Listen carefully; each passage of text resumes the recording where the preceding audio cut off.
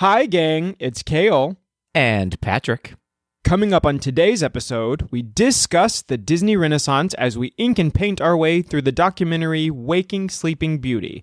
As always, we discuss the latest Disney news, and we close out the show with some quick D. All that and more on today's episode of Gays Do the D. To all who come to this happy place, welcome.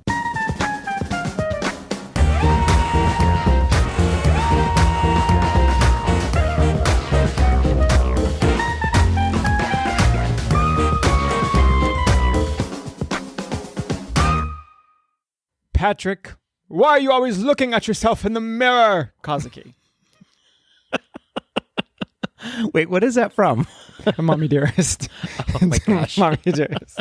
It's the most underrated line and the most, least quoted line from Mommy Dearest. And it's the best one. Well, okay, fair It's enough. deep. Okay. Because why are we always looking at ourselves in the mirror? Such a good question. Such a good question. She never answers it. Yeah. True. Kale, changing of the guards, English. However, are you? Mm-hmm. Nice. I'm good. That was a pun to my last name. Oh, it wasn't intentional? Did I just make it one? It was very intentional. That's what the world will know going forward, that I totally meant that. Right. So I'm great. How are you? I'm good as well. Great. I'm great as well. I'll match you with your greatness. It's December. It is December already. Yes. Tell me what it is like right now in Minneapolis. Is it frozen hell on earth? It's actually not that bad, although that's me having lived in Minnesota for 40 plus years. Okay, let's not lie. But okay. So it's 30 degrees right now. It snowed a bunch. We just got 5 feet of snow. So there's a ton of snow everywhere, which is beautiful, but that'll last for about 14 minutes before it all turns to mud. I cannot physically in my head imagine 5 feet of snow. Atlanta shuts down over 2 inches of snow. Literally, that happened, and they spoofed us on Saturday Night Live. Wow. So, yeah. It's been every day here right now. It's maybe barely under 70, or it's between 60 and 70, and I'm straight up sock hat, tights. This is sneak peek. Confirm, Patrick, please. Do I have tights on right now? You do, and this is inappropriate what you're showing me right now on Zoom. No. But yeah, I don't do weather under 70 degrees, so kudos to you. You're the hero. Yes, absolutely. Not all heroes wear capes. Some of them wear full parkas, Yeah, or some of them can wear a dish rag as a cape. That's true. It would it would still hit the floor as well. Always a joy to catch up with you, Kale. Always a joy for me. Absolutely. So, okay. Crazy things have happened since we last recorded. In fact, whoa. Yeah. Yes. In fact, we stopped recording, Ryan and I edited the podcast, submitted it, and then the world changed, according to Disney. Yes, and I find it necessary to say that because I'm the actual journalist of the group, I was the one that broke the news to the three of you. Is that true? Via Instagram chat, I sure did. And then all of you were like, what? You may have sent it to us. I don't know if you broke the news to... I broke the... None of you had any clue what was going on. I even had to tell you who the Bobs were. Y'all were like, but SpongeBob? Fair. And I was like, no. Fair enough. Did you also, as I did, have 64 friends send you messages of have you seen this? Listen. Yes. It was literally, it was text messages, Instagram messages, Snapchat, everything. Yeah. It was, a million people. And then all of them were, hooray! Fair. Yeah. We'll get into all of this in the news coming up in just a few minutes, but obviously all of you know that Bob Iger has replaced Bob Chapek effective immediately as of November 20th as the returning CEO of Disney. Again, we'll get into all of that in the news upcoming, but boy, what a change. Also, some movies have dropped. Disenchanted is now available on Disney Plus. Also, what is it? Strange World is available in theaters right now. Is in theaters. I think 14 people have seen it so far nationwide. Right. Yeah, I believe yesterday I read an article that Disney is projecting to lose $145 million on it. That's bananas. That is absolutely bonkers. I once lost $145 million too, and still can't find it. Okay, great. Fantastic. We'll keep looking for that for you. But unfortunately, apparently it's a really good movie. Like a lot of people, the people who have seen it are saying it is so good. But right, everybody that I know that has seen it has really enjoyed it. But it's there's been like two. Yeah. You know what I mean?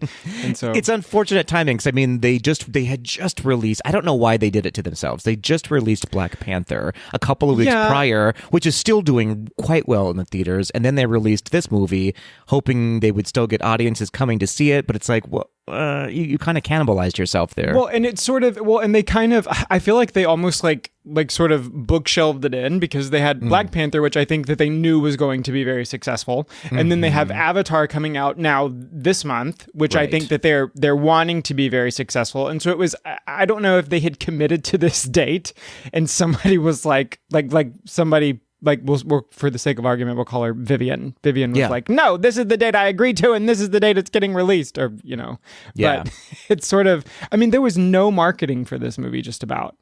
Very little marketing. I can make a case for they needed a movie that was very family friendly, and so they needed to release something during the holidays, right? No, you're correct. Yeah, but it's not a holiday film.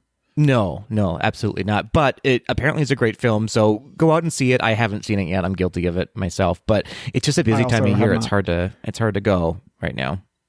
It is, but I definitely will be seeing Avatar. You are one of few, apparently, and I'm just kidding. Everyone's going to see it. No, I actually think you're right. Aren't I? I know out of the Steamboat Willies, I'm the only Avatar fan. Am I the only one out of GDTD? I don't know that I'm not an Avatar fan. It's just not my favorite. You hate it. You absolutely hate it. That's exactly what I said. No, I appreciate the movie. It's just not my favorite storyline. And so, we'll see. I'm sure it'll be amazing.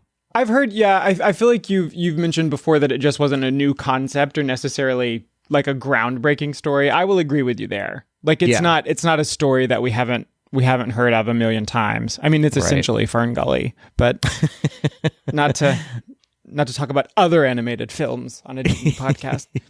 It is. It's Fern Gully meets Romeo and Juliet, basically. Yes. But I'm sure it'll do great. So here's hoping Disney makes a big, huge comeback this year financially, because Lord knows they need it. Nope, not at all. Right. I know. Where are they going to sleep at night? Yeah. The Disney's. Right. What are they going to do? Oh, goodness. All right, well, let's get into the episode, shall we? Let's start out with our new, and maybe my new favorite thing that we're going to do going forward is I'm celebrating, Kale. I love the I'm celebrating idea. Did you come up with that? I think it's something that I feel like the four of us had been talking about it for a little bit. We had for sure. Yeah. Yes. I think, you know what? I believe it was me. Okay, there it is. And before any of you were even born, Adam and I were talking about it as well. Way a long before, time ago. Yeah, long before. We just never implemented it. But now is the time for I'm celebrating, everybody. So here is what our Tweedles are celebrating. At Dana Marie G on Instagram, going on my first very merry cruise next week. Ooh, that sounds fun. Nice. I've never been on a Christmas cruise.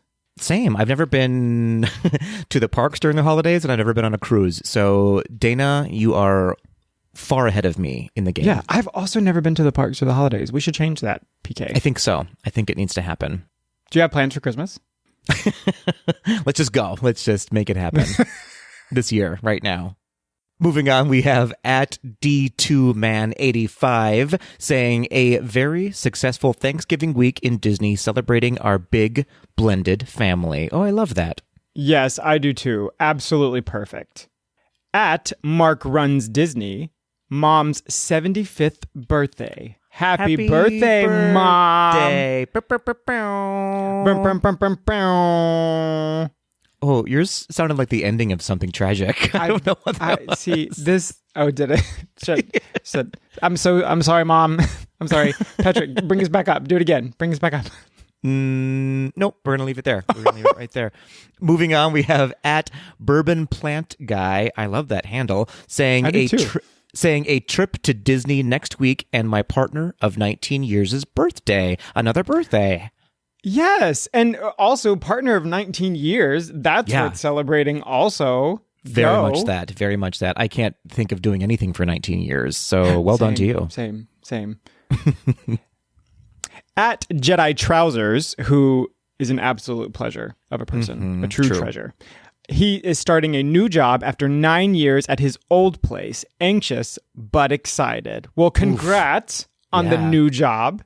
Yeah. I'm anxious but excited when I don't have a job, when I do have a job, when I'm not at my job, when I'm whatever. So I understand, sending you all the good feelings and congratulations. Yes, congratulations to you. And then last but not least, we have at Maverick21 FM Streamer saying we are going to do Disney in December and celebrating our 20 years together since we became a couple. 20 years. Congratulations. You just had to outdo Bourbon Plant Guy, apparently. Now I feel like Bourbon Plant Guy needs to like really try really hard.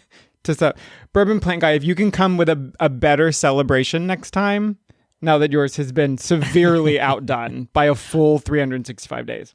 I'm a little nervous, though. Bourbon Plant Guy and Maverick, are you two dating and you don't actually know what year you're celebrating together? Because one of you's in trouble. Oh my gosh. Going to Disney in December. A trip to Disney next week, which is December. I feel like we just broke someone up, maybe. We did. We broke someone up. We absolutely did.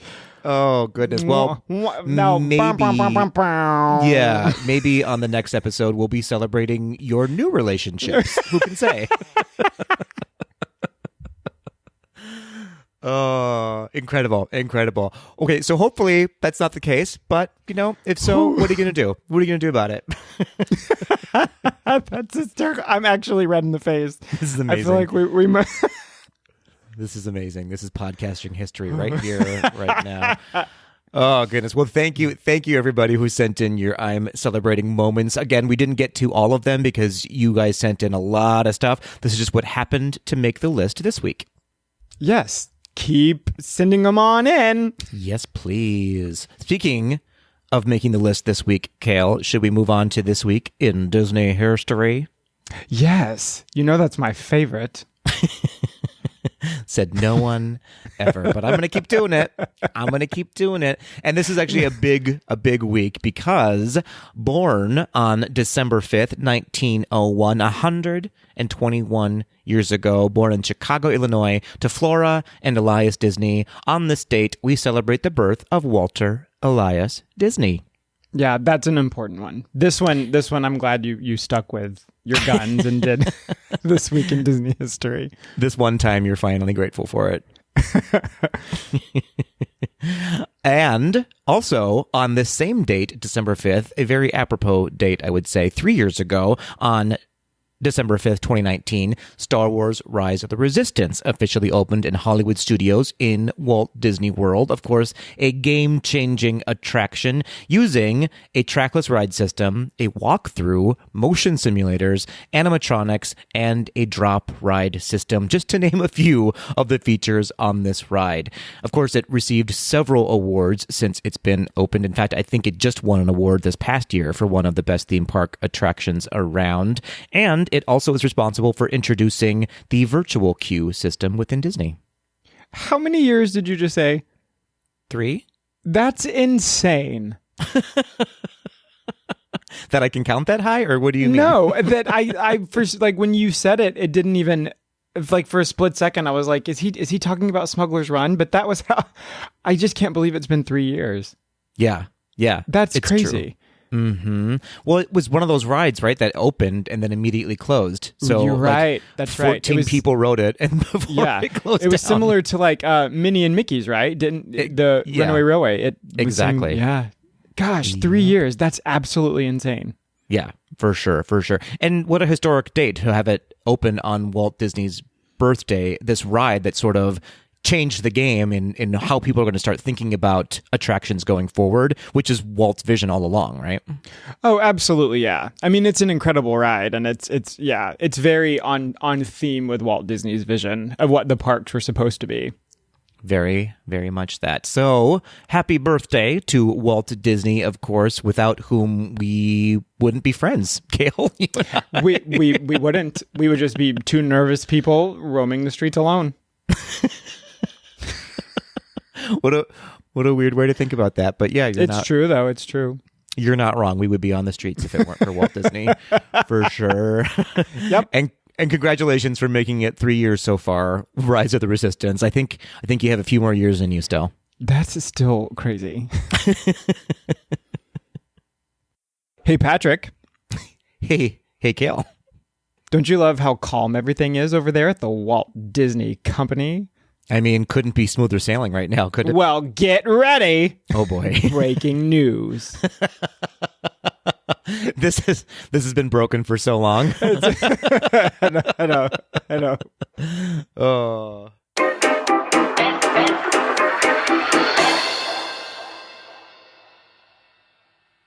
Kale, are you familiar with the musical Bye Bye Birdie?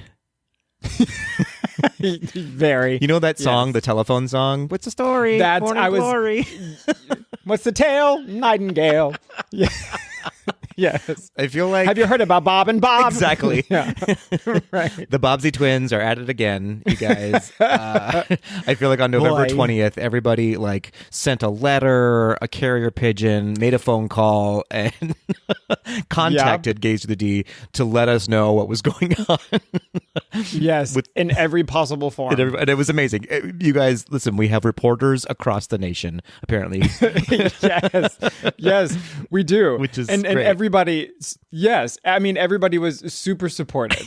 Like, it was, like, they did our job for us. It's true. It was amazing. It's absolutely true. It's absolutely true. So, in case somebody has not heard yet, we are going to dedicate the entire news segment to just this one story. Other things happened this week in Disney, and I'm sure that you've read about it, but this is kind of the main event that we wanted to just give our opinions on and let people know what's going on. If you haven't heard I'll just read it, in a press release from November 20th, quote, Robert A. Iger is returning to lead Disney as chief executive officer effective immediately. Mr. Iger, who spent more than 4 decades at the company, including 15 years as its CEO, has agreed to serve as Disney's CEO for 2 years with a mandate from the board to set the strategic direction for renewed growth and to work closely with the board in developing a successor to lead the company at the completion of his term.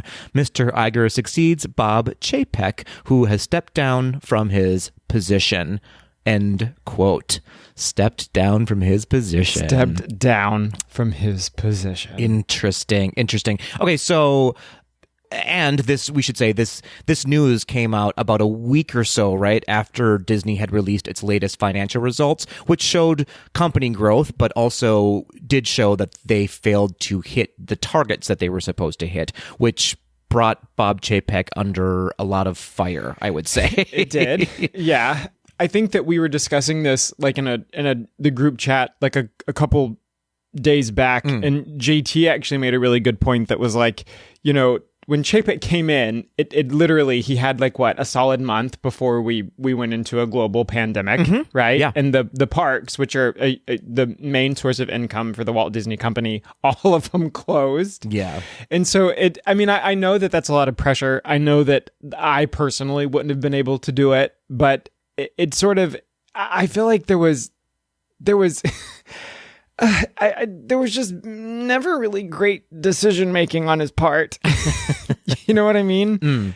Yeah, it's hard to gauge that though, right? Because he did, as you said, and it's a really good point, and it should be pointed out that he did take over a company during the most tumultuous time on the planet. Not the most tumultuous, but in a very tumultuous time for the entire planet, right? And yeah, absolutely. I can't imagine the pressure that might have been. And with that came a lot of financial woes for, again, the entire planet, including big businesses like Disney. Well, yeah, absolutely. I mean, I don't know. I guess I'm one of those people that when I know that the film Frozen alone made $1 billion at the box office, it's hard for me to to ever feel comfortable knowing that $1 billion company can just announce layoffs. I don't know. Yeah. Like there's just something about it that doesn't sit right with me. Knowing that like how much money the company actually brings in and is just sitting on in a bank account. Yeah. I mean, I understand also where it comes from. Like there has to be a fear, right? When you're bringing in so much money and then all of a sudden it comes to a dead stop, which was sort of what happened, right? I mean, movies weren't in theaters. I mean, they had Disney Plus, but even then most movies were being released on Disney Plus that were originally planned for theatrical releases. And yeah, I mean, I'm sure it was scary, but at the same time, I don't know. I feel like I don't know. I always struggled with the fact that there was layoffs and sort of work pay deference. And I just don't know if I believe that was all justified based off of how wealthy this company is. Fair enough. And again, throw on top of that, also, there was a lot of... and still is to this day, racial turmoil happening during this time. Yep. Some very much major life events happened. George Floyd, of course, was murdered during this time. And then also how do I say this delicately? Well, the Republicans had a heyday on on minorities of every kind during this time. And I think they sure did. I think for me, when we talk about dislike for Bob Chapek, for me, not my spokesman from Disney. He made some huge missteps when it came to supporting any community, really, in the minority, and even Disney fans often. And I think this is why he came under a lot of scrutiny from the Disney community, is that he didn't seem supportive of its fans. I couldn't agree with you more. I mean, even I know that he comes from a different time, but so does Iger, right? But at the same time, I feel like Iger was such a cheerleader for people who were different and minorities and people that supported the company, and that was sort of a part of what he believed in the Disney magic really was. And when all of that just came to an abrupt stop, it was almost. The silence almost was sort of louder than if he would have just said, do you know what I mean? Yeah. Like, I mean, specifically with the Don't Say Gay bill and how long it took and just the amount of noise that Disney fans had to make for something to get said. I mean, yeah, that was all a little bit upsetting. And for fans like us who are, belong to this community and put a lot of money into it. It's, it's discouraging when you support something that doesn't support you back. And Fair. And I wouldn't say that Disney necessarily didn't support us, but definitely its CEO at the time didn't feel supportive, or at least not loud enough. No, absolutely. But I mean, he was the face, right? Yeah. He was the spokesperson. Yep. And so that, I mean, essentially every time that we buy a churro or a Dole Whip, right? He gets a penny. Fair.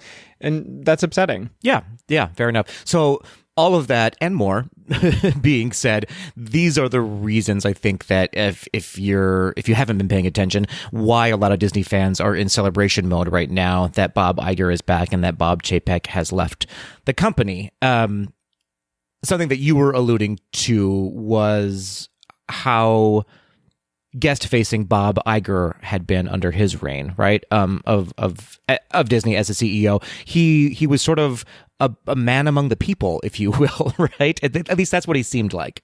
Well, that's the perfect way to describe it. He definitely, yes, a man among the people, but also I feel like he very much supported progress for the sake of progress, right?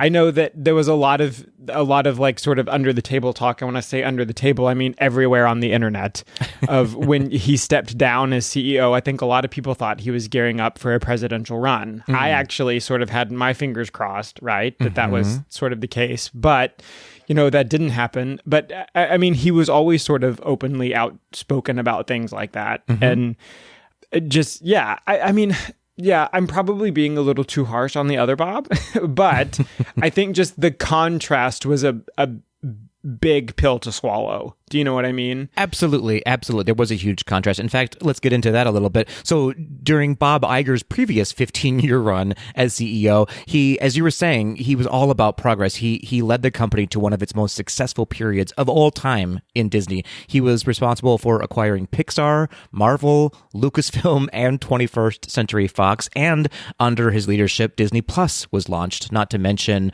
all of these new amazing lands, Pandora, Star Wars Galaxy's Edge, right? All of this happened under Bob Iger, this amazing growth for Disney. And with that came an amazing growth for people visiting the parks and buying into Disney Plus and going to the movies. It was an extraordinary time that he led the company in. Yeah, absolutely. I'm so glad he's back. Yeah, it's true. And not to play devil's advocate, because I think I've let it known many times my feelings on Bob Chapek. But as we were saying before, it was a really difficult time to be a CEO. Yes, I will give him. I will absolutely give him that benefit of the doubt. Right. That. I mean, I couldn't possibly imagine. Right. Yeah. Like. People tended to want to blame him for things that were happening that were very likely out of his control, right? When we didn't get all of the things that were announced at the 2019 D23, right? Expo, all the things that were supposed to happen to Epcot that just didn't come to fruition. Well, I don't know if that's necessarily Bob Chapek's fault. There was, an economic and resources shortage around the world, and so it's hard to blame one person. Yeah. Not even just resources. There was a time period where it was significantly dangerous to have people working close together. Right. And I personally don't want to be on a ride where people were working hundreds of yards away from each other, yelling at each other to build it. Right. Right. But I do think that there was a lot of blame, a lot of pressure for things that truly were way out of his control, that were out of all of our control. Right. Right. But I do think that the contrast was really what hit so hard was that we had, a time period where, everything was going really, really well. And then all of a sudden the world was very scary, and we had someone who wasn't very outspokenly supportive. Right. And yeah, I think I can probably speak maybe for the podcast and probably a lot of our tweetles. The issue seemed to be not necessarily the circumstances in which he was under; it was the way that he handled it publicly. I think, or didn't 100%, or didn't handle it right. It didn't do anything or didn't say anything. Yeah, well, and I look back. A lot of times when he would sort of, specifically over the past couple months, there were several quotes that he made about what did he call us? The pass holder maniacs and things like that. The unfavorables. The unfavorables. And it just sort of, it does leave a bad taste in your mouth. Yeah. And at the same time, it's like, I'm not going to pretend like I don't know what he's talking about. I don't know. There was just this sense of all of us who had been so loyal to the company and loyal to the parks, that all of a sudden that didn't matter at all. Do you know what I mean? All of a sudden we were unfavorable. Right. Right. You and I were talking a bit offline, and we had discussed a little bit. It sort of almost seemed like Bob Chapek didn't really like Disney, wasn't a fan of Disney. You know what I mean? And sort of, and that's sort of read loud and clear of if this is just all about the numbers for you, then no one's going to care and no one's going to be on your side, because Disney has always been about the fans, right? Yes, it's a business, and a business has to grow, and it has that's the purpose of being a business, right? Is to grow financially and to keep expanding, and then to give back to the community as well, and making it a cyclical thing. But when your leader seems to not enjoy the product that its company is making, it takes a toll, I imagine, on its employees and, of course, on its consumers. Yeah, I agree with you 100%. I won't say that I never saw him in an interview where it seemed like he hated what he did. No. But there was never the passion there that you've seen with Iger. Do you know what I mean? Right. And it was clear that one of them saw it as, I guess, what's the best word to put this? So, one of them saw it as a way to make people happy, and one of them saw it as a way to make money. And that's sort of, and not that one of those is wrong. Yeah. Just one of them is better than the other. Fair enough. I mean, he did come out and say, I don't know what the exact quote was, but Chapek, in saying that he didn't think that Disney movies were for adults. And that rang really loud for a lot of people of like, what are you talking about? Of course they are.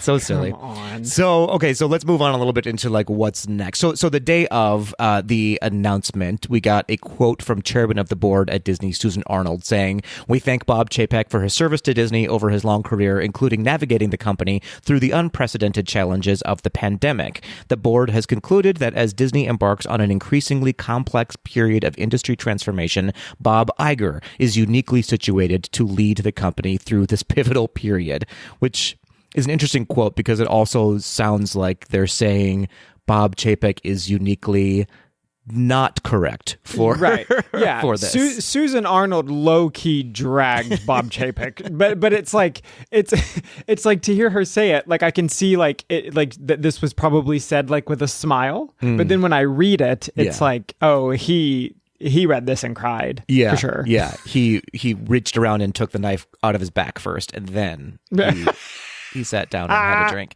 And then, just as we all kind of expected, hours later, I think, after the announcement, Bob Iger came out already with a quote that a lot of people just celebrated, and it was like, he's back.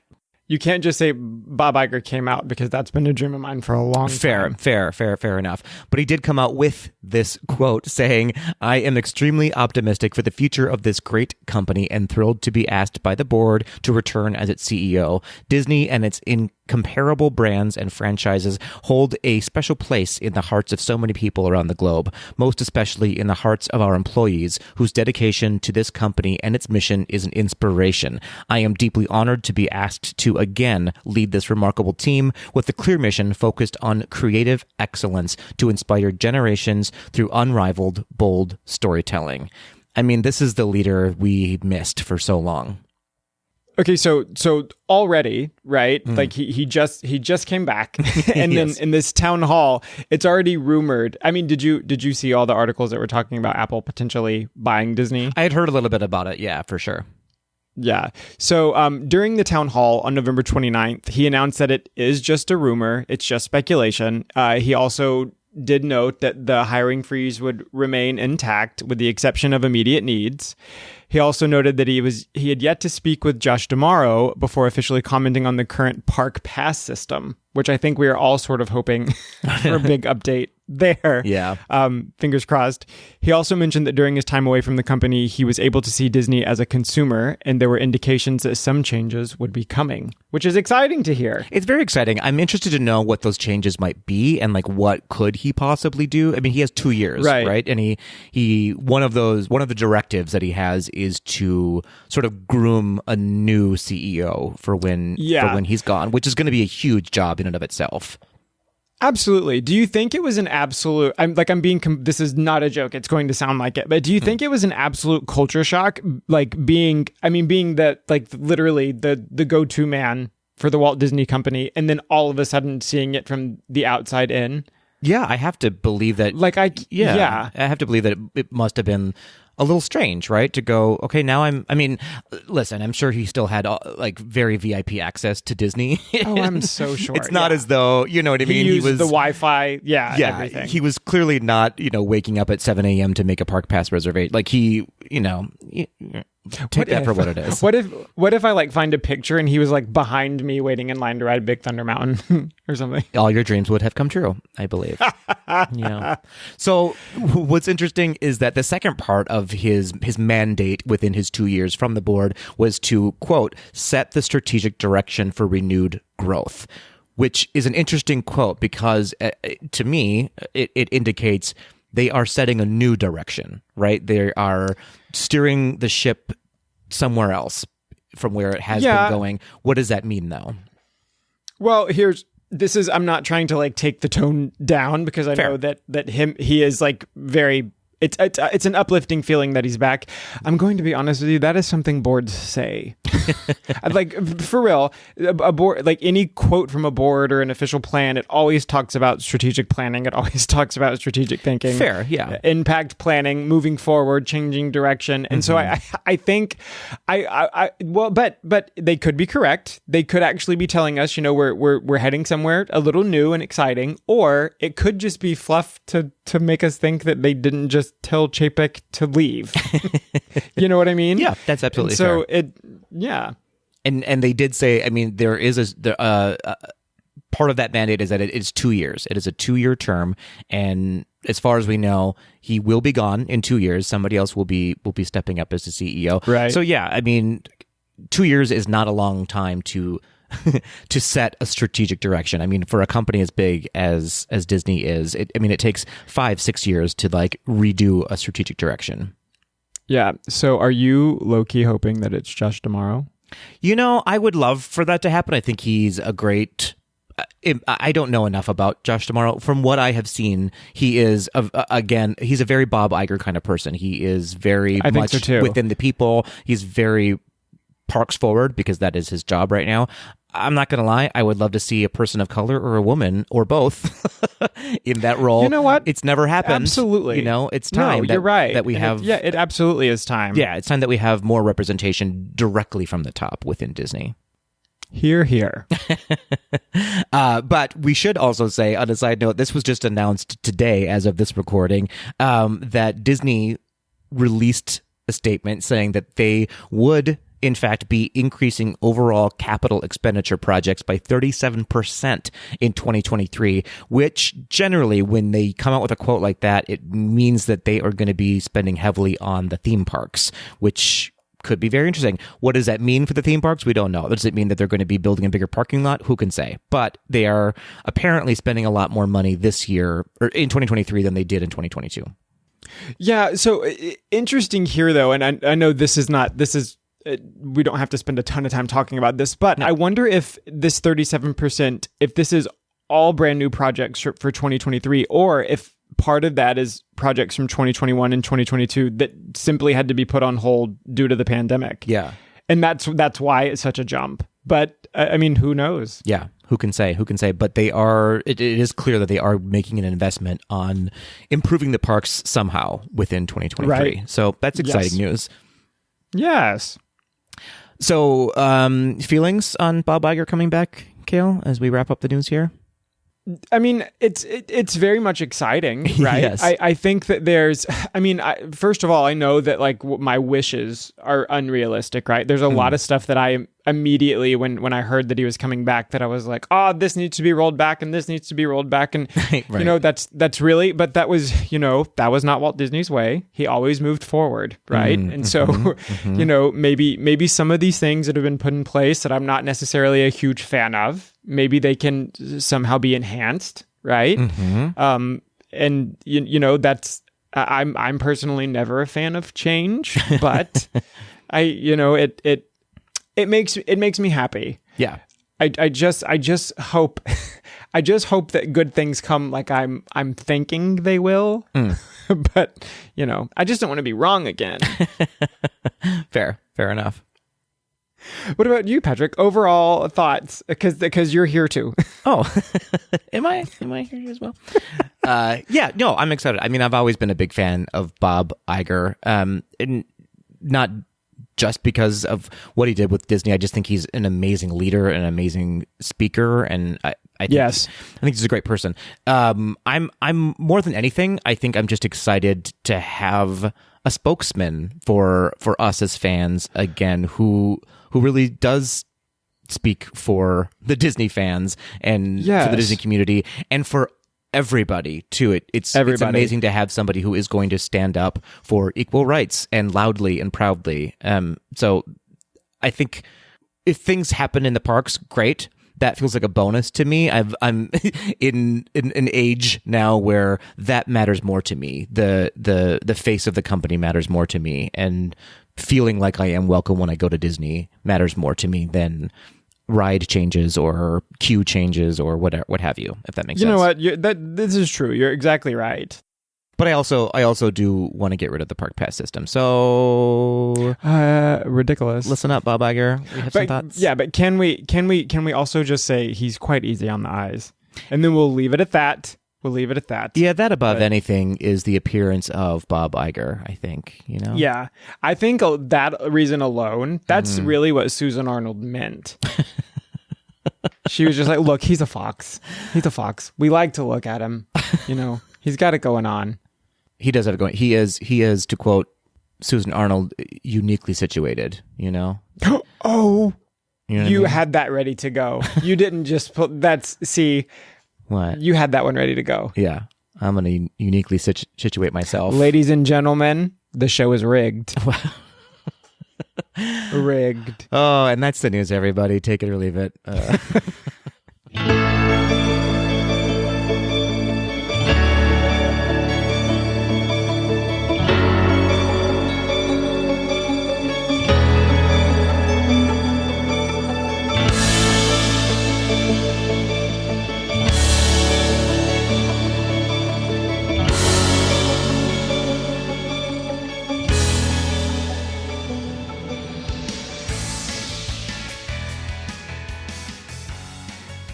So, Patrick.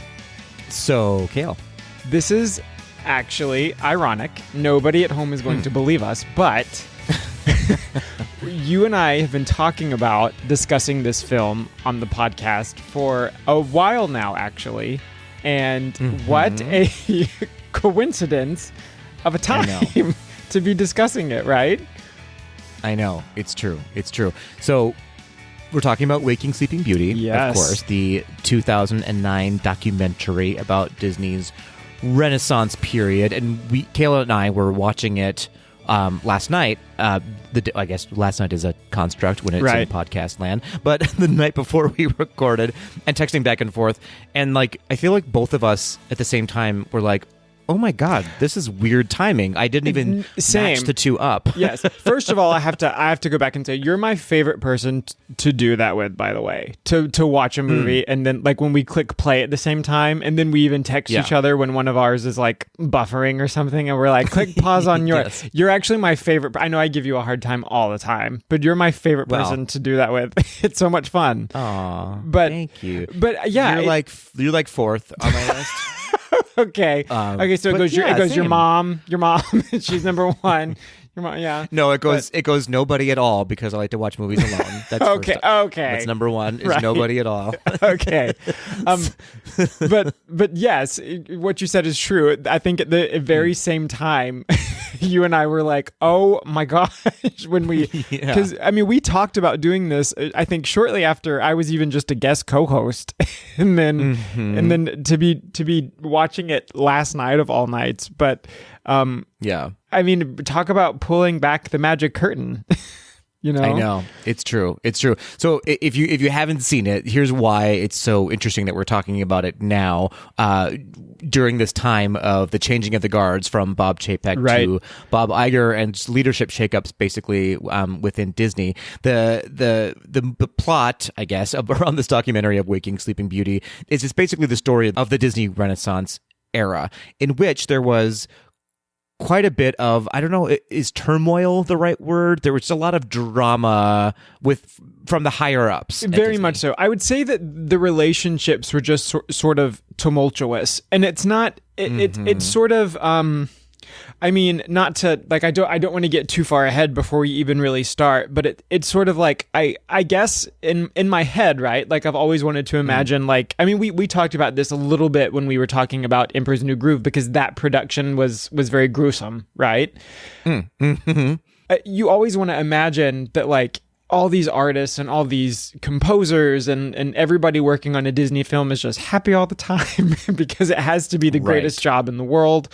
And, we're talking about a time where even though the Disney Renaissance was after the Nine Old Men, this was a time period that started with people who did work with those Nine Old Men, right? Whether it was just a couple of them or whether it was in a different capacity.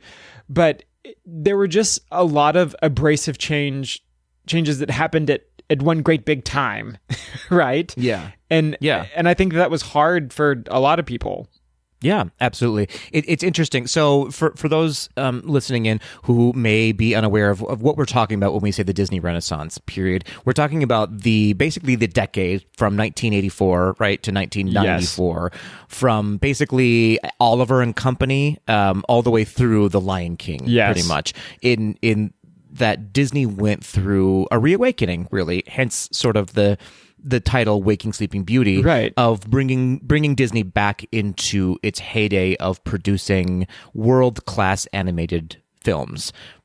Right before this time, and kind of in the time period a little bit in the early 80s, Disney had kind of lost its way, right, with animation, and started to wake up to, or get on board with the trend in the 80s of sort of these buddy comedies and live action comedies and rom-coms, even with Touchstone Pictures. The movie Splash was coming out, Ruthless People, all these movies. And there was a lot of fear within the animation department at Disney that they were going to go away. In fact, there was a period of time when it was quite possible that Disney was going to stop producing animated movies. Yeah, absolutely. I mean, to the point where they were even told to get out of the building. But it's sort of, I mean, it's hard for me to fathom a world without Disney animation, because I think it's probably, if people talk about Disney, it's probably like the go-to concept in my head that I think of is an animated film, right? But yeah, it's, they talked a lot in the documentary specifically, and I've heard this like in several places, that, for a long time after Walt had passed away, a lot of people would sort of walk around the office and ask, what would Walt do?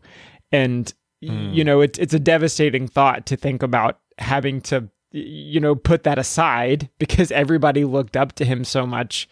But I think that they all sort of came to terms that has to happen. Like, we have to sort of stop focusing on, the past and move forward, because technically that's what he would have done. But, it's sort of, it's crazy to think that all of these amazing things we enjoy almost didn't happen. I mean, Beauty and the Beast, The Lion King, The Little Mermaid. Yeah. That's a good point. It's interesting to think of. I mean, 4 or 5 years ago, before we started doing the podcast, and before I personally really started digging into sort of the history of Disney. I've always enjoyed the history of Disney, but I always sort of looked at the Renaissance period of Disney with these rose-colored glasses, right? Of like, this it's just a magical time within the Disney company, and everything was perfect. And then when you watch this documentary, it, as you said, sort of opens up the curtain and turns the lights on, and you realize that this is a company. This is still a company with big decisions, big financial burdens, and a lot of drama that comes with that the consumer doesn't necessarily see or think about. And so many things, you could almost say the reason why Disney is still around today is almost by luck, and by who happened to be in the room at that time, and who happened to be promoting this movie at this time, or what have you. It was all just sort of this perfect storm, and it really was a storm, right?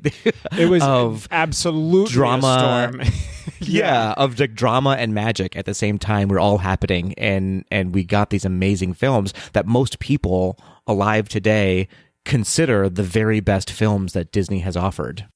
Absolutely. I mean, the whole concept of, I mean, I couldn't imagine, like, there was even the part in the beginning where Michael Eisner joined, and then Jeffrey Katzenberg, right? And Frank Wells, who had been with the company, but obviously in a different capacity at the time. When they decided that they were going to sort of shake things up at Disney, and they even talk about how animators were upset at them removing the linoleum, because Walt Disney had walked on that linoleum, right?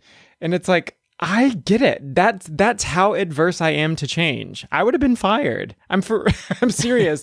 I wouldn't have been able, because things like that are like, I would have felt the exact same way. How dare you? But yeah, it's sort of, it puts things into perspective of what's happening today, though.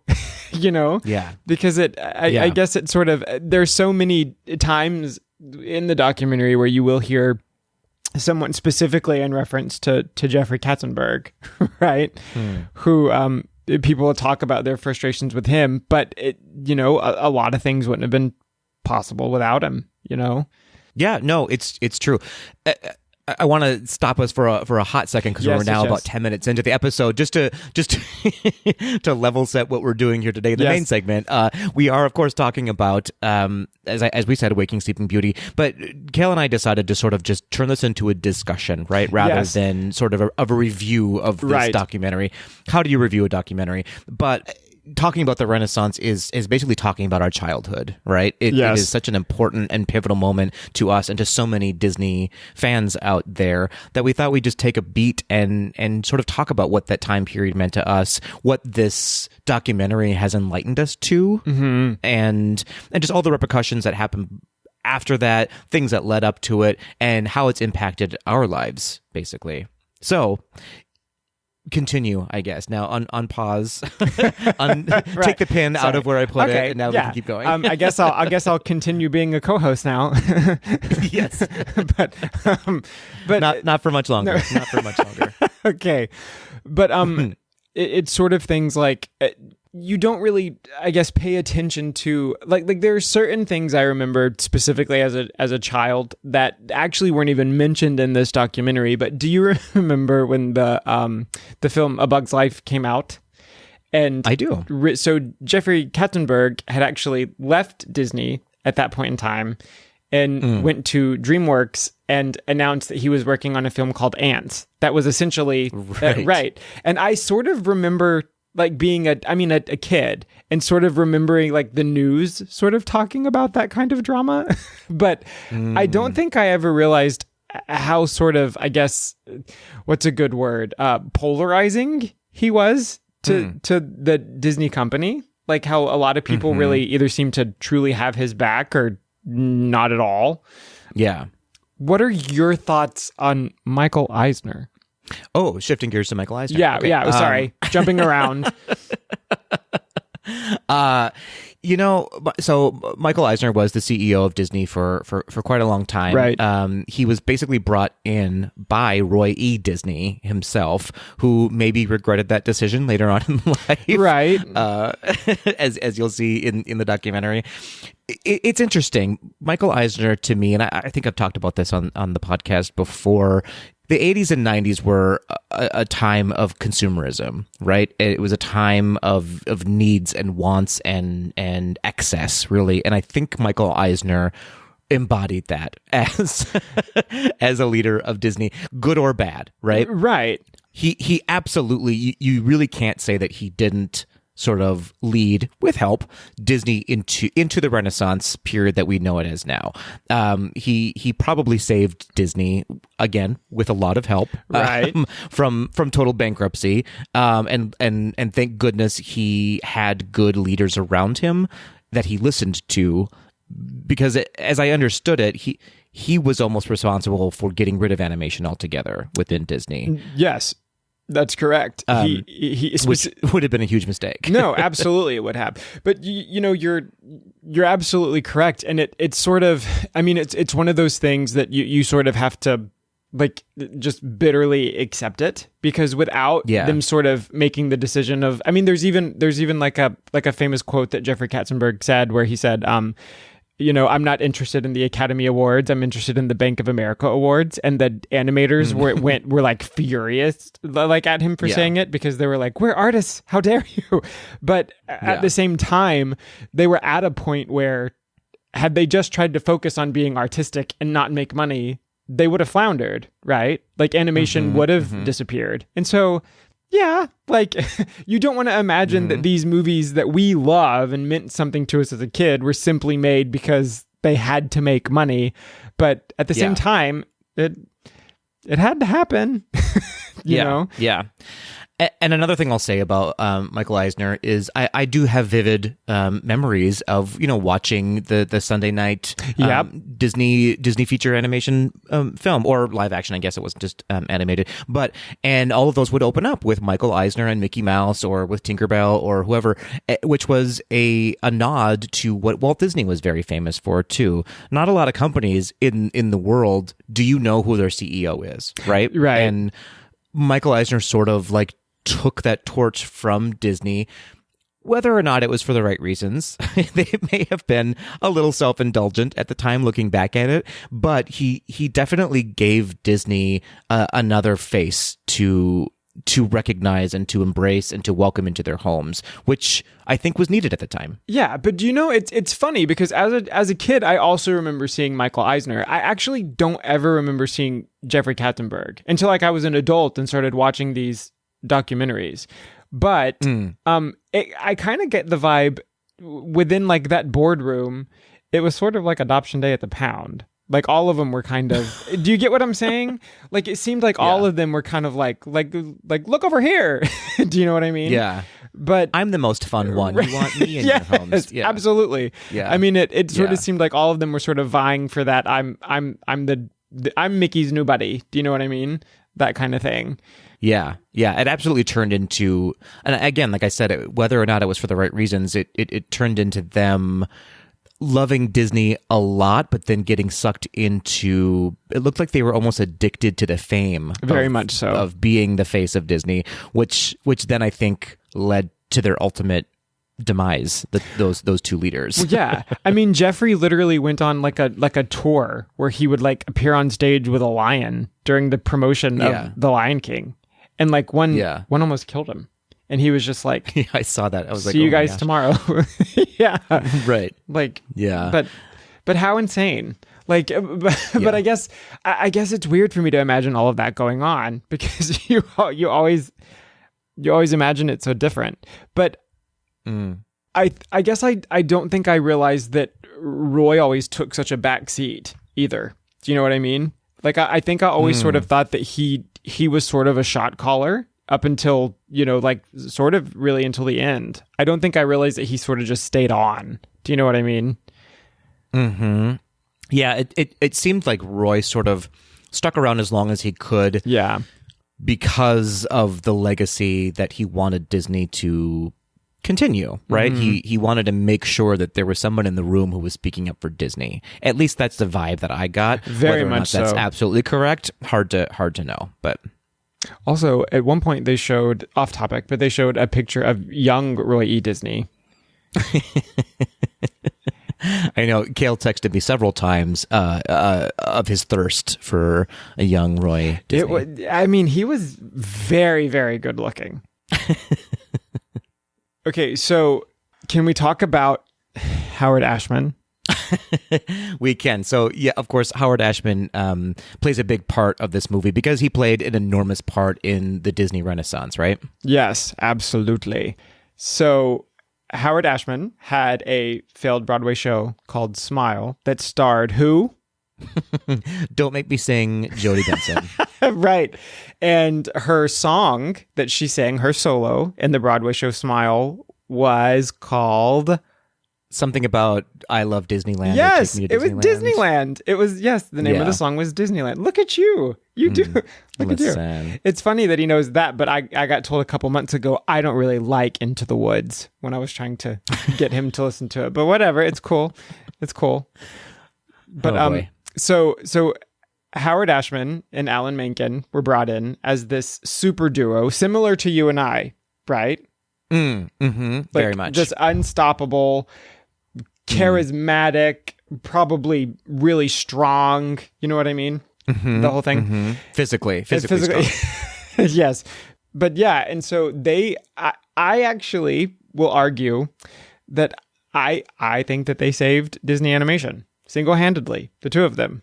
They definitely changed it, that's for sure. I didn't say changed. I honest to God think that they but if you think about it, I mean, so the first project that they worked on together, right, or as far as Disney went, was The Little Mermaid. And Howard had a ton to do with that, right? Like it was it was like he even talked about, the story elements and the characterization and all of these different things. And I think it would have been a lost film without them. I really do. I think the same about Aladdin. I think the same about Beauty and the Beast. Yeah. I feel like no, it's true. Howard Ashman is not given enough credit ever. I know. I think about the loss that came with his death in that what music we could have had today, what would he have evolved to today? It really, I mean, it's hard to think about because it's not a reality, right? It's just where we are, and it didn't happen. So what's the use in thinking about it? But it is definitely a great loss that a lot of us didn't even realize until later on in life, right? When I was 10, 11, 12, 13 years old, I didn't know who Howard Ashman was. No, absolutely. And I agree. And what a significant loss that was to Disney and to really the world, Yeah, yes, to everything. Just a beautiful soul, so creative, so artistic, and just, the world will never be as good as it was when Howard Ashman was in it. It's very true. It's very true. And if you haven't seen that documentary, Howard, go watch that immediately as well. It's amazing. Yeah, which was also produced and directed by Don Hahn, who also directed this movie as well, Waking Sleeping Beauty, who we had here on the podcast. That's right. A year or so ago, interviewing him.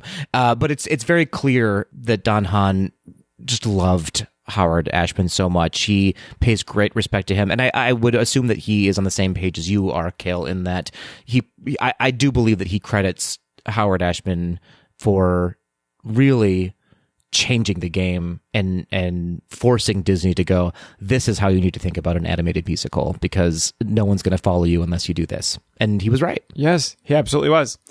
Okay, so now let's discuss Frank Wells.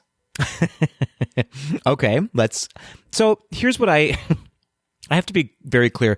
I never really understood what his full job I had was within Disney. No idea. Even when we were watching... Am I crazy? No, you're not. When we were watching the documentary even, and it would show him, he was just always like getting ready to go somewhere. Do you get what I'm saying?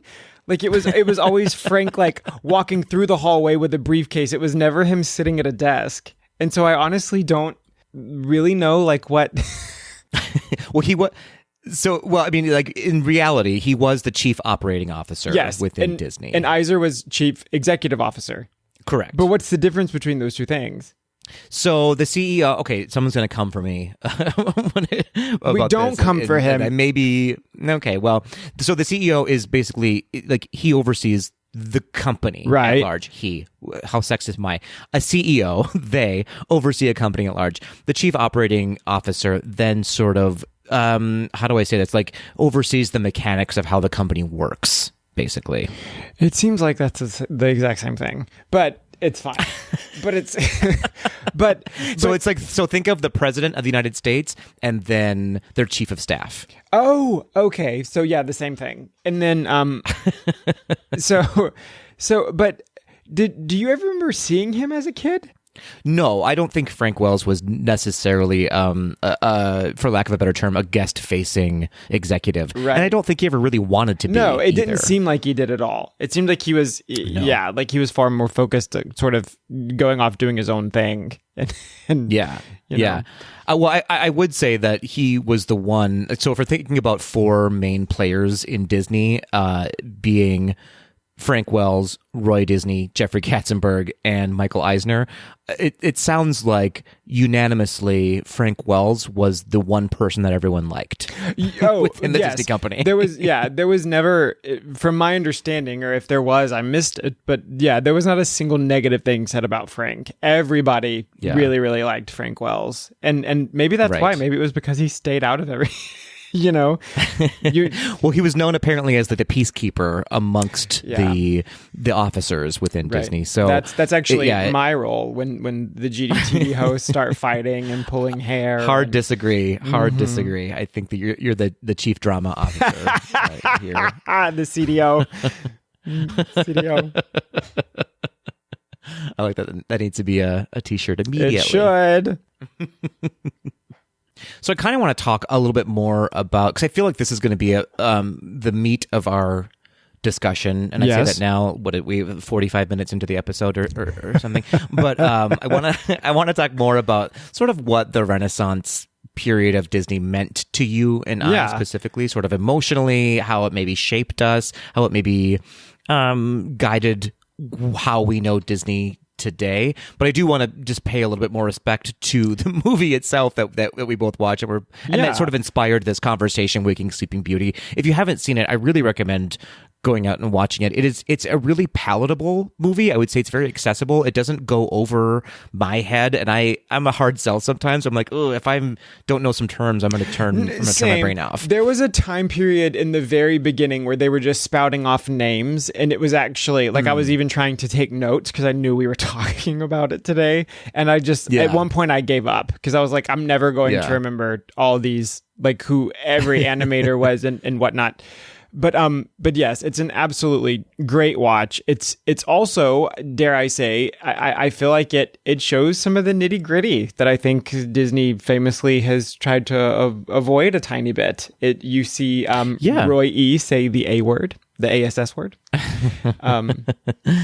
Yeah, it's true. Listen, I don't want to call us the Don Hahn of I will call us we're the Don Hahn of podcasting for sure. But he dances this really lovely line between his very clear love of Disney and his desire to in that same conversation go, with that love comes the bad as Absolutely. Well. Not everything is roses, and I hope that's what we do here on the podcast as well. Express our love for Disney, and also like let people know it's not all good. No, obviously. Yes. And I think, if anything, when watching the documentary, when you see how everything sort of came out on the other side, you understand that a lot of that bad, while it was bad, it did sort of have to happen, right? But it still leaves you with the love you had going into the film for the company. At no point does it. Yeah, he did a great job with this film. Yeah, I agree. Which is kind of an interesting. So this will help us segue into the next part of our conversation of how we felt about Disney during that time as we were growing up. In that, as I said before, baby Patrick or preteen Patrick just really fell in love with Disney during this time. Right. And so it's so interesting that all this drama was happening behind the scenes that nobody, or at least we, didn't know about at our age. If nothing else, this is an interesting movie to watch because of that. It's such a weird juxtaposition when you think about these movies, Little Mermaid, Aladdin, Beauty and the Beast, The Lion King, and then to think about how they almost never happened, how they were almost a different movie, how they almost were ruined, and and how Disney wouldn't be what it is today if everything hadn't aligned perfectly on each of those movies.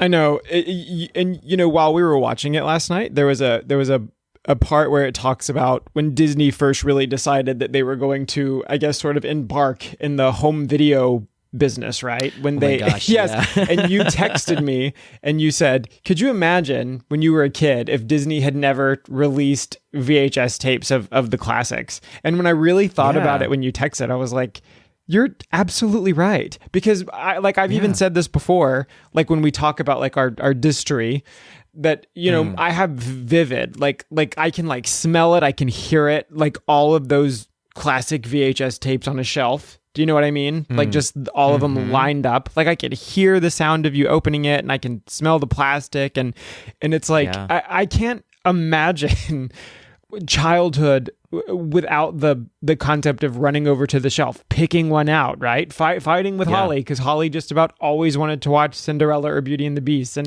mine was always Little Mermaid, right?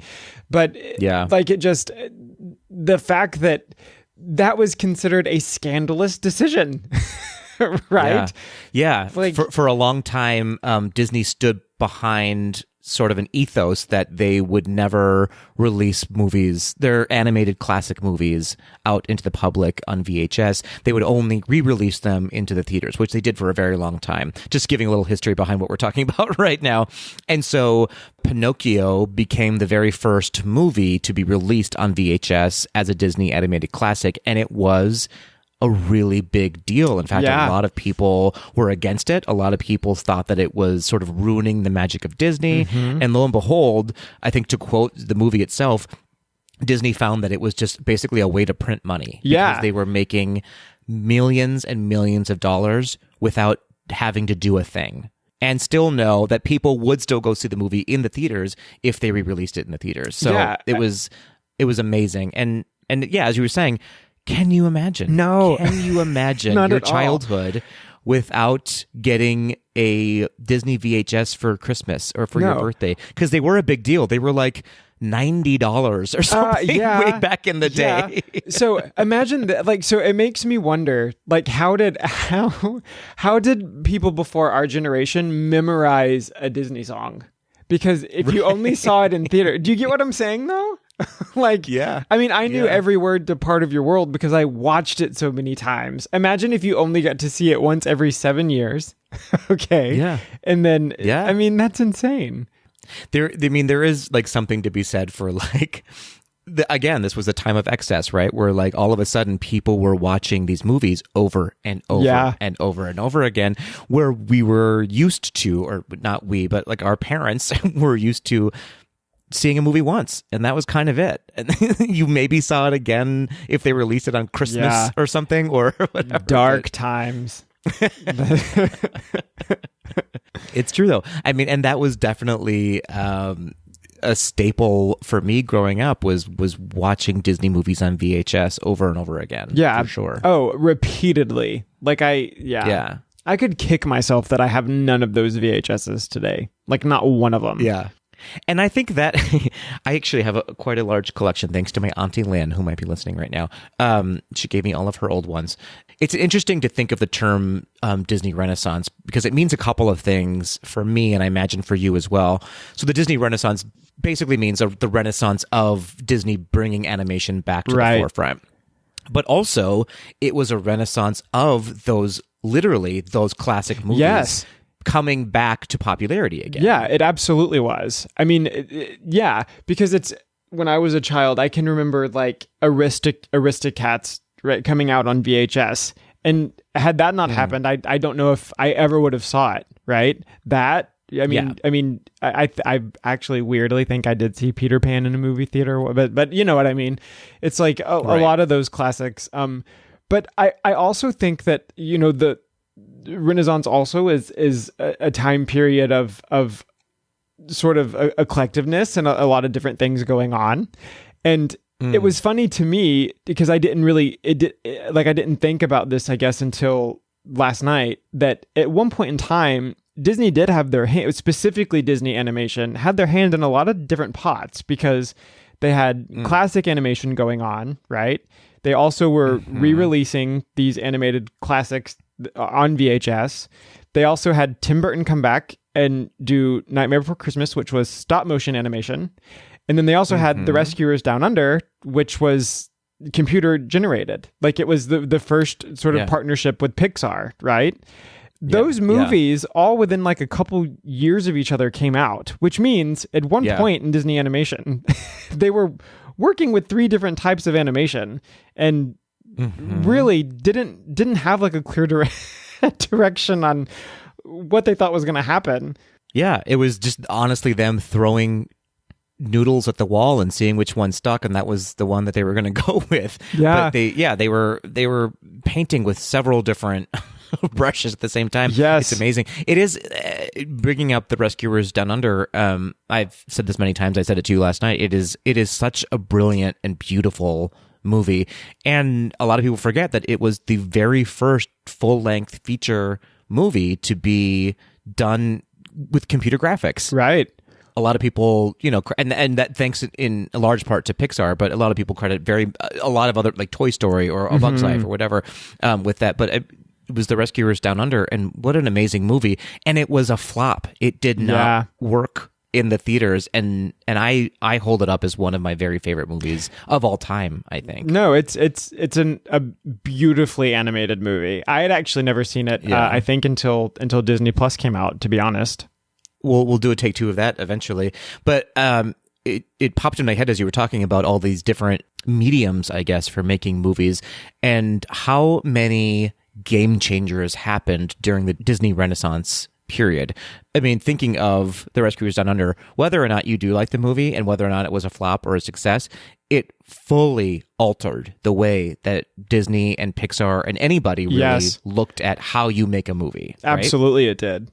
And then when you go to Nightmare Before Christmas, right? It, again, changed how people or reignited how people feel about this old medium of claymation and what that can do for a story. And the things that they were doing were, again, groundbreaking, and many people to this day still don't dare do it because of how perfect that movie was. Yes. When it comes to claymation. And then again, when you think about The Little Mermaid, it was a brand new way to do a movie animated musical, and to make it into basically a Broadway movie, right? Absolutely. I agree. I do have to say, quick side note, I would probably quit my first day if I was working on a stop motion animated picture.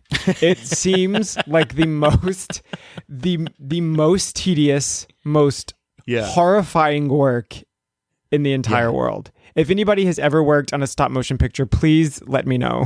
Oh my gosh. To think about spending a full day on 10 seconds. 10 seconds. Like, come on.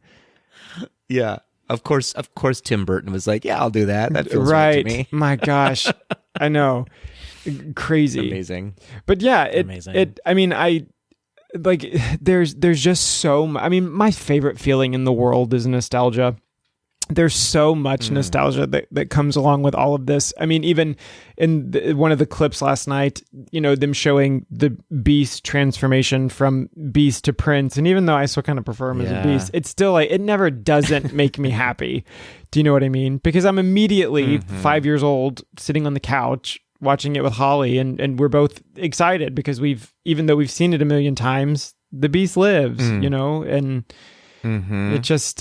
it kind of, when I watched the reverence in which they sort of laid out that movie within Waking Sleeping Beauty, it makes me almost embarrassed that I don't usually add it to my top 5 favorite Disney movies. Oh, that's right. You famously hate it. That is absolutely that's not right. The case. That's right. You have been on record as saying you would rather watch A Clockwork Orange than Beauty and the Beast. Yes, and nope. There's no yes and there because that is a full on lie. No, I don't know why I never add it to my top 5, and maybe I don't because I know it's already there in almost everybody's top 5. Because it really, I would be lying if I didn't say it really is a perfect movie. Like, it is just absolutely beautiful, so well thought out. And going back to Howard Ashman, you can kind of tell now, in thinking about it later, right? Now that we know all that we know behind that movie, and the fact that he passed away before the movie, he even got to see the movie, and he literally, not because of, but he literally died making this movie, and how much of a love letter this movie is to him. Right. And it definitely seemed like after he passed away, and even while he was basically in the hospital dying, you can kind of tell that the creative team, and Don Hahn specifically, said, we're doing this for him. Yeah. We are making this movie for him. And it makes you sort of watch that movie in a very different lens, and looking at the characters and going, man, that's a nod to Howard Ashman right there. That is a love letter to him. It wouldn't have happened without him, and it wouldn't be what it is without his contribution. So always know that when I make a top 5 Disney movies, Beauty and the Beast lives in there somewhere underneath the surface. No, but it's funny because I will relate that to how I am with The Lion King. I absolutely, truly do love the film The Lion King, but I wonder if it's because it's so obvious to me that I like it, it's just never listed. Do you get what I'm saying? Yeah. Like, absolutely. But I mean, Holly, me and my sister, we watched that movie probably every day for a couple years growing up. And it's I mean, it's always joyful to watch, but for some reason it never makes a list if I make one, right? But yeah. What's interesting about these movies is I, as an adult, and I don't know why this is, and maybe because things are a little bit more dramatic when you're younger, but I can't tell you how I felt in a movie theater watching, name any movie from the past 10, 15 years. But I can absolutely tell you what was happening the day I went and saw The Little Mermaid. Listen. I can absolutely tell you what was going on in my life when I saw Beauty and the Beast for the first time. You know what I mean? I can absolutely tell you where I was, what state I was in when I saw Aladdin for the first time. It's so interesting how visceral those memories are of all these specific movies within a 10-year span. I agree with you completely. I remember where I was when I saw Little Mermaid and Gone Girl, and that's it. I kid. When Little Mermaid came out, I was only 3 months old. So fair. But Gone Girl, minute by minute. Got it. So you were selling watches on the street when Little Mermaid came out. Yes, at 3, right? Yeah, that's correct. That feels right. No, but I do know. But do you know what I mean, though? But you probably remember the first time you watched it as somebody who was able to form memories. Oh no, right? absolutely. You probably remember that. I mean, I can vividly remember doing, sort of somewhat miming part of your world and one hand on the TV, sort of touching her. And do you get what I'm saying? Like that sort of, I can vividly remember that, whether it was the first time I had watched it or not. But I literally have a memory of doing that. But I mean, and same with Beauty and the Beast. I can remember, Holly and I fighting over who got to play Belle while we were watching it. And, because Holly has a low voice, she always lost. Fair. That's fair. That's fair enough. Hi, Holly. How are you? I can even maybe... This is getting very personal, this whole episode now. But that's what the Disney Renaissance movies sort of do to you, right? They bring you back to that time period. But I can maybe attribute me wanting to be an actor to both The Lion King and Beauty and the Beast. One, in that I remember seeing in news clips and maybe in like behind the scenes footage of Jonathan Taylor Thomas doing voiceover work for The Lion King and going, that could be me someday. Yep. I want to do that someday. And then when Beauty and the Beast became a Broadway show and when there were tryouts for Chip, I wanted to go and do that. I wanted to be that little kid. And that sort of sparked this notion in me, like maybe this is where my path is. Maybe this is where I'm supposed to go. That I'm being completely serious. That's beautiful, but I hate to tell you, your time to play Chip has not expired, son. Fair. It's not. I think maybe it's more LeFou now than Chip. I guess. Maybe. But no, I know exactly what you're talking about because I can remember watching sort of clips here and there of Susan Egan rehearsing for Belle, and that was the most exciting thing to me in the entire world, right? And that was sort of what, I would say that's probably what, gave me this need to perform. And Disney was one of those things as a kid, when a Disney song came on in the car, it didn't matter how old you were, or how cool you thought you were, you all sang it, right? Like, your cousins who were 12, who sort of maybe wanted to seem like they were cool, but you were 8. But if Hakuna Matata came on, you were all no age, it was, that's true. It was just sort of this thing that nobody really was embarrassed of, it wasn't Barney. Well, and let's not forget that the biggest Disney Broadway hits are the movies of the Renaissance. Well, with the exception of one day we need to just have a full conversation about Little Mermaid on Broadway, and I'll just break it down for you head to toe. But you're correct. Well, whether or not you like it, it did make $1 billion. It absolutely did not. It did not. The Little Mermaid on tour. I guess it did on tour. It never toured. I saw the Little Mermaid, Broadway tour. You did not see the Broadway tour. You saw the Theater Under the Stars production, which was after it moved to the Netherlands. I'm so sorry. But you are correct. The Lion King and Beauty and the Beast are Disney's smash hit Broadway shows, and they're incredible. I feel dragged. I feel like you came for me just now. Listen. I will. You will always have one up on me because you got to interview Susan Egan, which is I'm being serious, but it's probably for the best that happened before I was on board because I wouldn't have made it through the episode. I'm serious. I would have been a blubbering if you listen back, mess. I barely did. So listen back. I was a mess.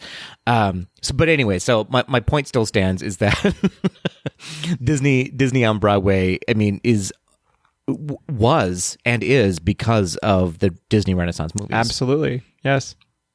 Look at us fighting like Michael Eisner and Jeffrey Katzenberg. It's like we were, we should play them maybe. What?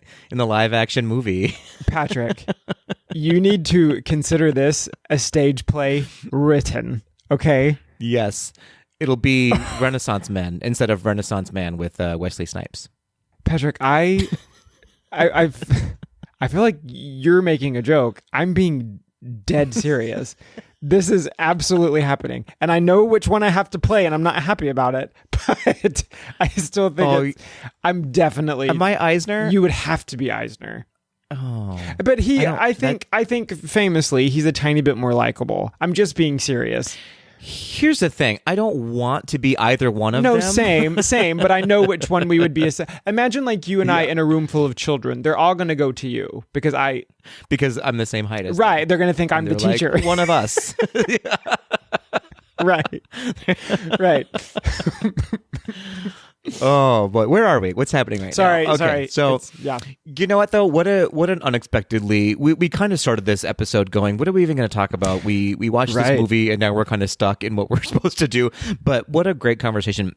Mostly because I feel like I want to like go back and watch these movies and relive my childhood again. Which is kind of what we're doing with this podcast every other week, right? Here's an idea. Do you want to rewatch all of them and we text each other the whole time? Absolutely. The holiday break is upon us. Yes. Let's do it. Although, no joke, like during every holiday break from age, 8 to 14, definitely was spent watching Disney movies. Absolutely. Yes. 100%. Instead of going outside and being active, I was just inside watching Disney movies. I do have to say, I don't think there is a single person I would have rather have discussed this with than you. I can think of a few, but thank you for the compliment. Okay, bye. No, I agree. We, you and I are definitely, some years apart, but I think that we share... 20. We uniquely share some very similar loves of Disney, and I think those loves mostly all center around the Renaissance period of Disney animation. Even though you somehow love Little Mermaid the musical and saw I never said I loved it. non-existent Broadway tour. Wow. Okay, and this is Kale's last episode of Gaze to the D. It's been great, folks. Stay tuned for the Renaissance of Gaze to the D, in which a new host comes in. Oh my goodness. No, but yes, thank you for this conversation, Kale. And hopefully it wasn't too garbled. Hopefully somebody pulled something out of this, which leads us to our Tweedle assignment. Let us know if you watched this movie. Let us know what you thought about it, or just reach out. All of you know these Renaissance movies. Let us know your thoughts on the Renaissance. What does it mean to you? How did it impact your life? You can, of course, reach out to us on all the socials at GDTD Podcast, or leave us a voice memo or an email at info@gazetothed.com. Yes, and we're very, very sorry if this episode is too short. And I am sorry that I am too short as well. Right? Is that I feel like that's where you're going with it. I was not. I just looked at the time of how long we've talked. I was not even concentrating on a dig at you, but you did it for me. My Christmas gift. Okay. Yeah. It was just there. It was there in the background, much like Beauty and the Beast in my top 5. Right.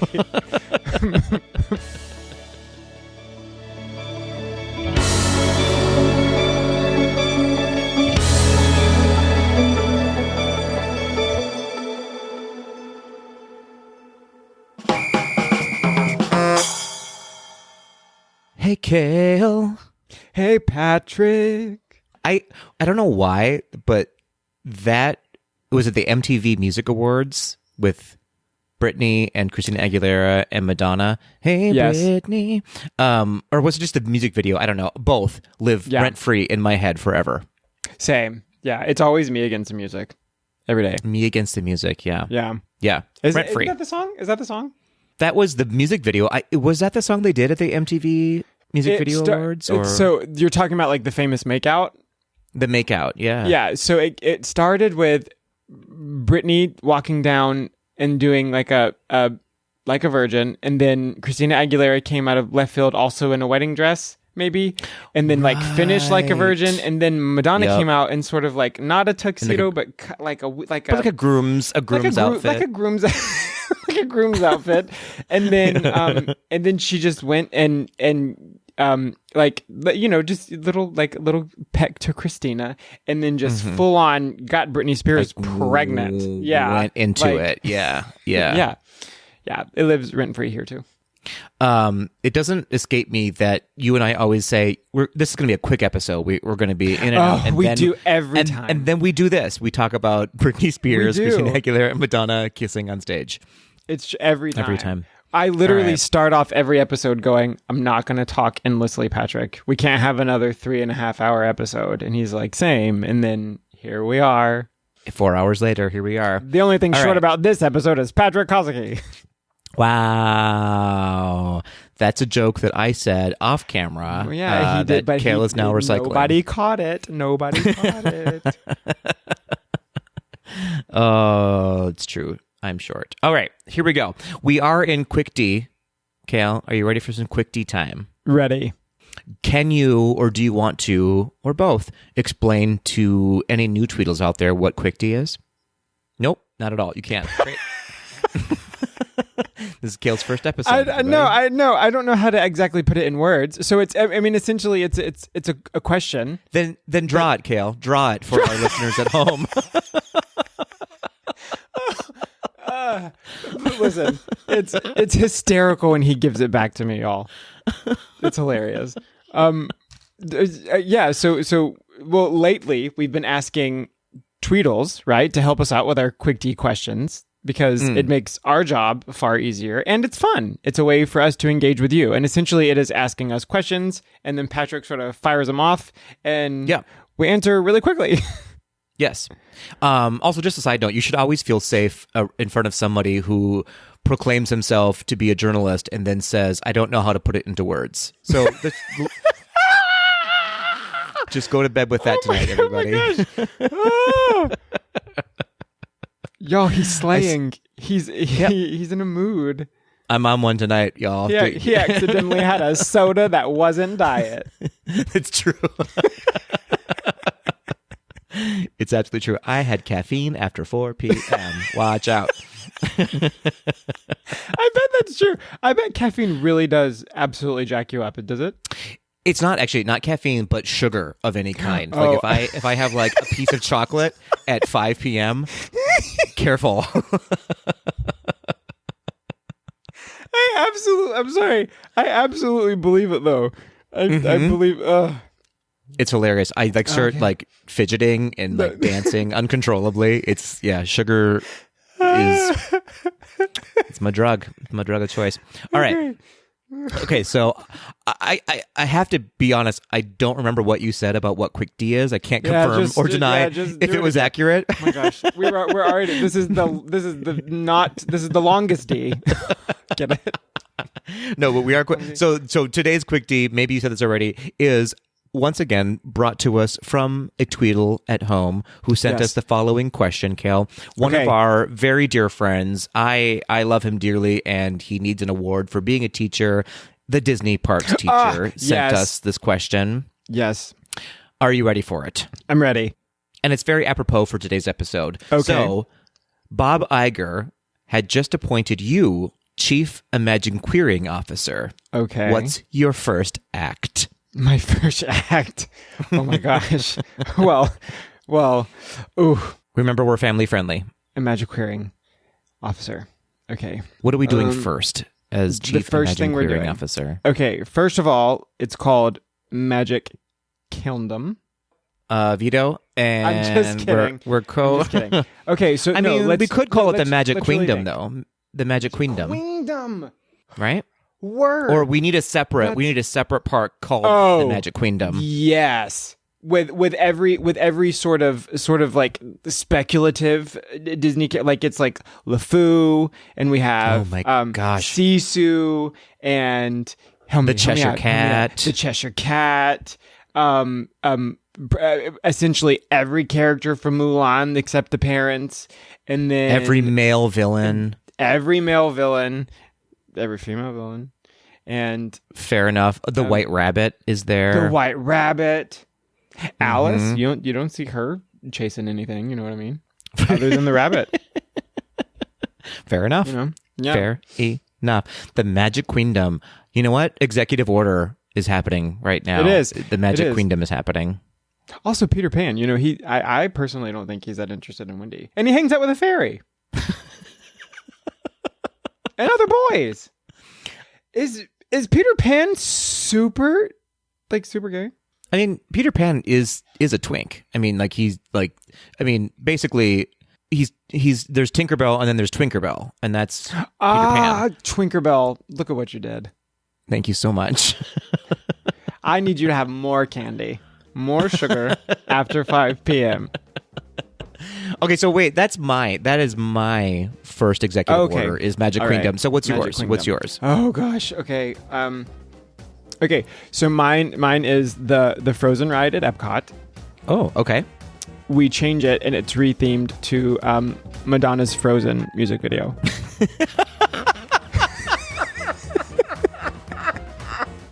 Oh my gosh, remember that video? I sure do.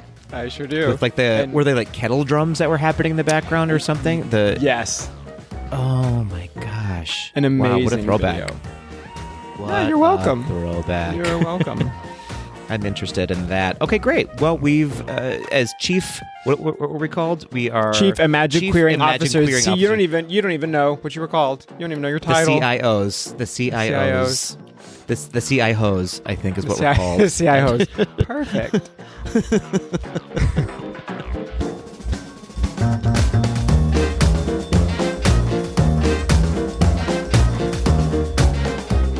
That will do it for this episode of Gays Do the D. Thanks for listening. To become a patron of the podcast, visit our website at gaysdothed.com/donate. For a donation of any amount, you can receive exclusive Gays Do the D content and help us continue to bring you the very best Disney news and discussions. Continue the conversation after this episode on Instagram and Twitter at GDTD Podcast. Submit your questions or show ideas to info@gaysdothed.com. Have a great week, everybody. See you real soon.